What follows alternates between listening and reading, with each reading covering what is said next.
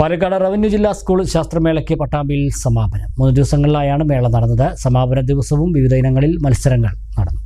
Pattambi government ഹൈസ്കൂളിലും UP സ്കൂളിലുമായാണ് Palakkad revenue ജില്ലാ സ്കൂൾ ശാസ്ത്രോത്സവം നടന്നു വന്നിരുന്നത്.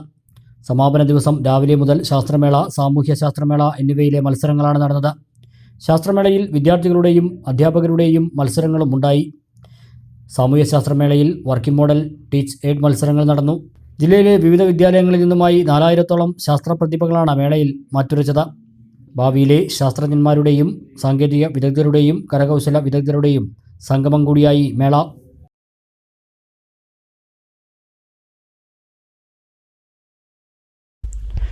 കുട്ടി ശാസ്ത്രജ്ഞന്മാരുടെ ശ്രദ്ധേയമായ നിരവധി കണ്ടുപിടുത്തങ്ങൾക്ക് സാക്ഷ്യം വഹിച്ചാണ് പാലക്കാട് റവന്യൂ ജില്ലാ ശാസ്ത്രോത്സവത്തിന് കൊടിയിറങ്ങുന്നത്. ടീച്ചർ വരെ ശാസ്ത്രമേളയിൽ കുട്ടികൾ അവതരിപ്പിച്ചു. ബിരുദവും ബിരുദാനന്തര ബിരുദങ്ങളൊന്നും ആവശ്യമില്ല.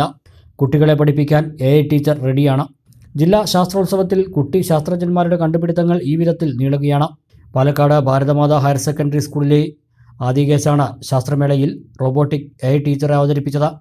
എക്സിമ 2 എന്ന പേരിട്ട റോബോട്ടിന് ചോദ്യങ്ങൾക്ക് ഉത്തരം പറയാനും സംസാരിക്കാനും കഴിയും. ഇതാണ് എക്സിമ V2. ഇതൊരു AI ടീച്ചറാണ്.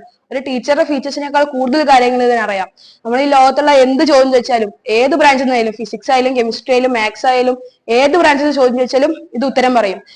അതുപോലെ തന്നെ പാട്ട് പാടാൻ പറഞ്ഞാൽ പാട്ട് പാടും, കഥ പറയാൻ പറഞ്ഞാൽ കഥ പറയും. ഇത് എല്ലാം എക്സിമയുടെ ബ്രെയിൻ എന്ന് പറയുന്നത് തന്നെ ഇൻഫറൻഷ്യ കമ്പ്യൂട്ടർ ചിപ്പ് എന്ന് പറയുന്ന ചിപ്പാണ്.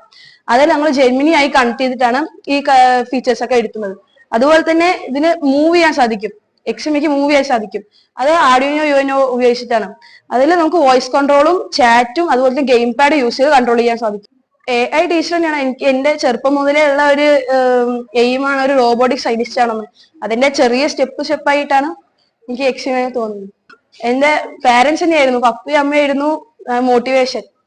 അതായത് കുറെ പ്രാവശ്യം ഫെയിൽ ആയിരുന്നു.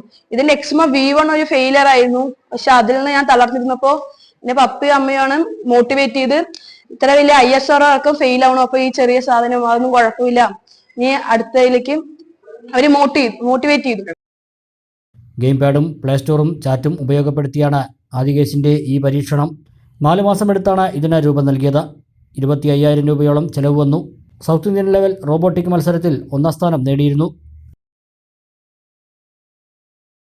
The world's greatest wedding collection. Emmanuel Silks, M Space Shopping Center, Mele Patambi.